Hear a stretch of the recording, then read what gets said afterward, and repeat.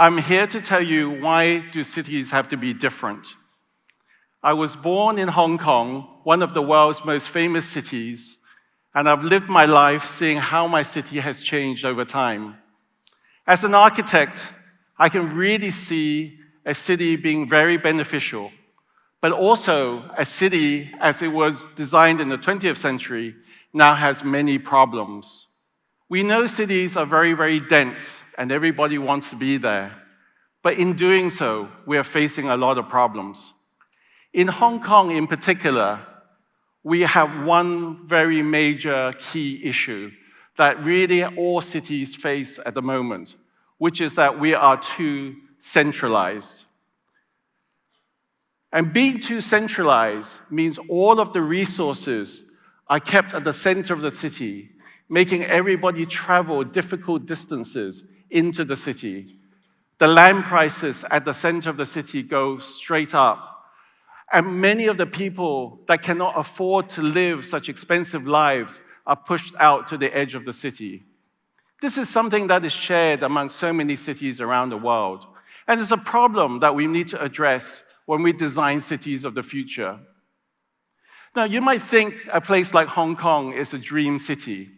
But let me tell you about the realities of our city right now. Most of us live in what we call concrete jungles. We live in anonymous apartment blocks facing each other, often without a lot of fresh air or natural light. And because it's become one of the world's most expensive cities, so many people have to live with their families in tiny, tiny apartments. Sometimes even in one space within the apartment, you have to share it with your family to eat, to sleep, to do your homework, all in one space. And then we know for sure that cities with millions of people in there consume huge amounts of energy and then generate a lot of waste, pollution. And we see that every day in the massive traffic jams going around the city, churning out this deadly gas that we have to breathe. But finally, and most sadly, even a modern rich city like Hong Kong, which was once upon a time the model for how we should design modern cities, has failed so many people in our city. We have a huge amount of homeless people not able to live in buildings, but actually sleep on the streets. As an architect, I want to do something in my designs that would change this. So what is a simple, big idea that I can bring to city design? And that is to change the conditions that people live in. This is a photo from my home when I was a child. And I remember this feeling of being very claustrophobic, looking out of the window, never seeing a blue sky, not seeing any nature. And this was the view of our city. So the simple idea that we have to do is to avoid this and to design our cities differently. More than 50% of the world's population now live in cities. So to get it right is very, very important. And so the idea is to take the centralized city and make it into a new kind of design philosophy, which is what we call a distributed city. One where there is no one center, where there is no one problem-creating center that everybody get congested in, and distribute the wonderful resources of the city all around. Now, what will a future city that is distributed look like? Well, I can show you.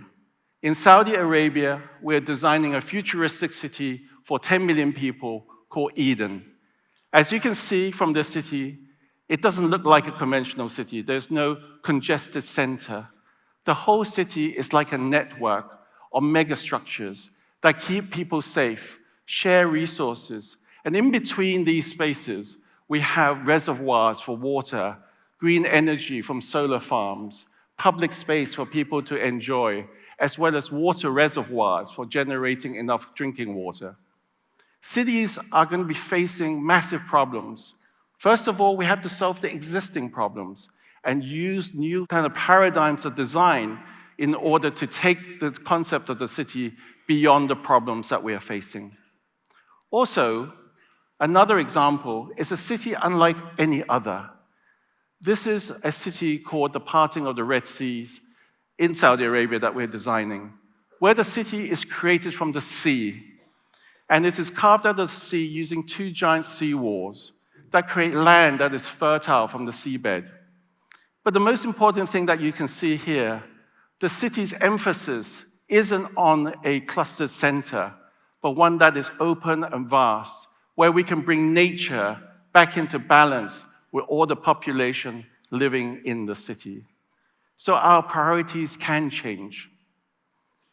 So the visions that we have for these futuristic cities are ones that we have to be very bold, courageous, innovative, and visionary. Together with these bold ideas, we can create a new urbanism that creates better lives for people in the cities of the future. Thank you very much.